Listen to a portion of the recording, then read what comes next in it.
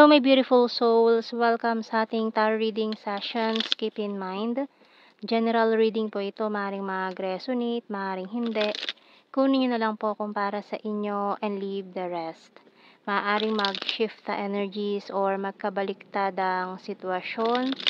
Kaya kayo na pong bahala kung saan kayo nakalugar sa reading natin.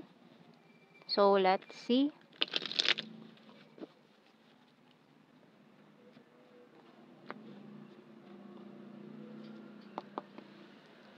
So we have here the Ace of Pentacles and the Hermit card,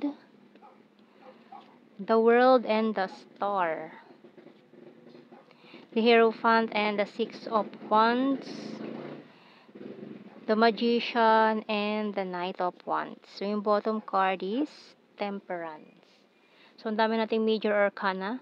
Ayan, so ang ating mga specific signs na lumabas dito ay Virgo, Aquarius, and Sagittarius energy.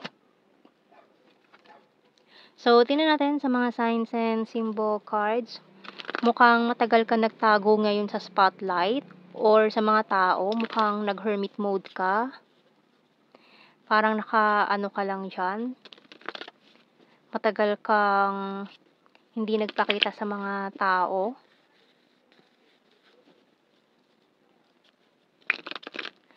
So, tingnan natin. Mukhang may mga darating sa iyo na reward sa mga hinihintay mo or sa mga pinaghirapan mong project, business, or sa iyong career.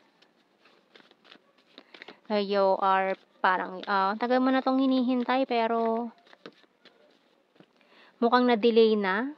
Ayan, we have the Tide and Shoes.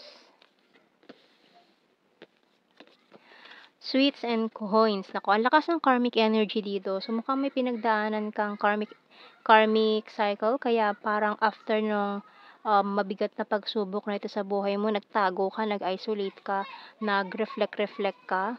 So, we have here the butterfly. So, you are experiencing spiritual awakening ngayon.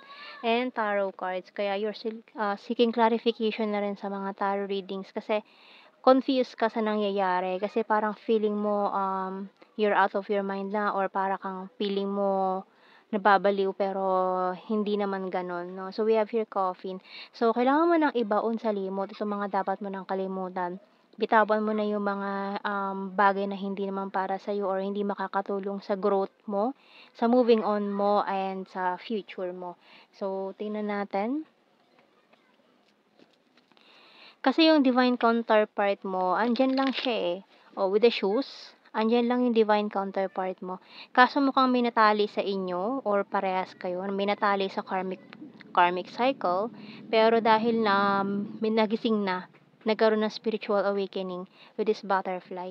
Kaya, mukhang nagkakaroon na ng linaw sa inyo or naiintindihan nyo na ng pakonte-konte kung ano tong nangyayari sa connection nyo. So, kung may mga nakalaya na sa karmic partner, so congratulations, natuto na sa mga karmic lessons. Ayan, so medyo magaan-gaan na ang buhay. So, tinatin anong message ng archangels. So, mukhang parehas kayong indigo crystal children nitong taong to. Kasi may mga mission kayo nitong taon to na kailangan nyo i-fulfill dito sa lupa. So, magtatagpo kayong dalawa ng twin flame mo or ng soulmate mo very, very soon. So, Indigo and Crystal Children by Archangel Metatron. You have a bond with children. In particular, you can help children who are sensitive. So, parehas kayo Parehas kayong may sensitive na mga senses. Kaya, malalaman nyo ang energy ng isa't isa. Makikilala nyo agad ang isa't isa once na magkaharap kayo.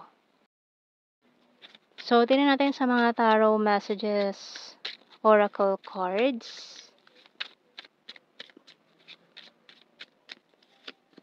I love your humor.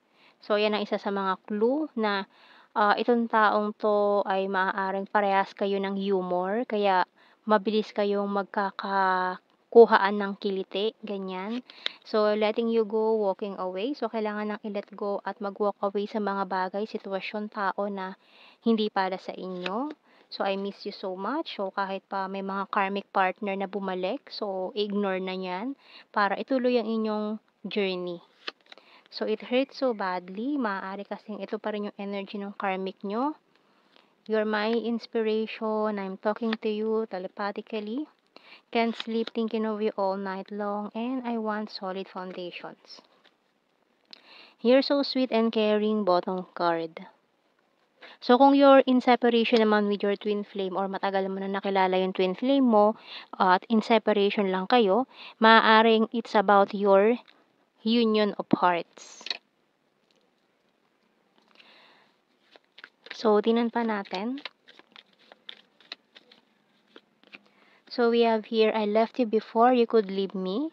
So, mukhang may umiwas dito. You and I were too young. I hide behind material things. You don't know how hard it was to let you go.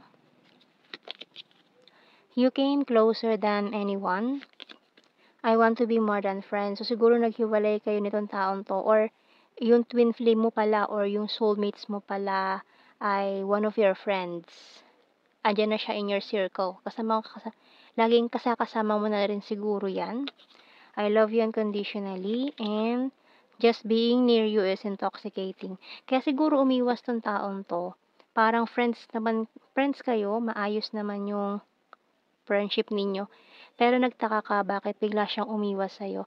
Kasi dahil nga rin sa energy ng pagiging divine counterpart, so parang ma-overwhelm yung taong yon na kapag nandyan ka sa tabi, malapit ka sa kanya, ma-overwhelm yung taong yon. Kaya mawiwirduhan siya sa feeling na yon. Kaya parang nakakapasok yung energy mo.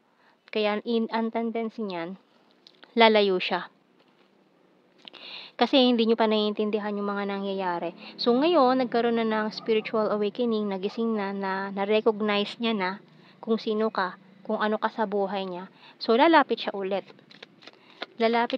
Sa'yo. So, kuha tayo ng mga initials natin.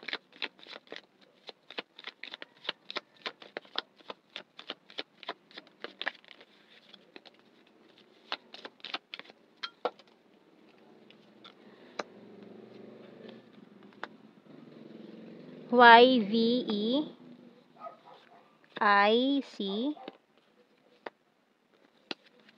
RHAF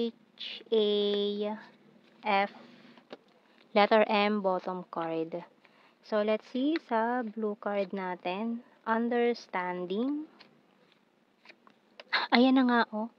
Ayan na nga, ang union of hearts. So, for some of you, yung mga twin flames in the separation and marriage. So, maaaring humantong na rin to sa marriage very, very soon. Ayan. So, tingnan natin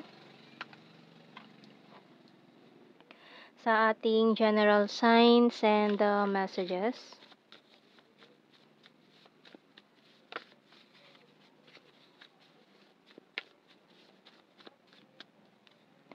So, we have here funny. So, ayan, no, talagang magka-same vibes kayo sa parehas kayo ng humor. We have here 7. Weird. Ayan, no, kaya umiwas siya kasi ang weird sa kanya, sa feeling niya, ang weird. Kaya parang dumistansya muna siya. Patience, please. Ayan, no, has a dirty sense of humor. Sword is air sign, Gemini, Libra, Aquarius. Cup is water sign, Cancer, Scorpio, Pisces. Dimple. The runner card, kaya tumakbo. Intelligent. Travel. So, maring during travel pa kayo mag-meet nitong taong to. Good heart. Or magkasabay kayo sa jeep. Ganyan, sa bus. 'Di ba? So, earth sign, Taurus, Virgo, Capricorn. May nag-overthink. National Capital Region, very serious. Ayan, no, ito yung nangyari, na-confuse tong taong to. Kaya siya tumakbo, palayo.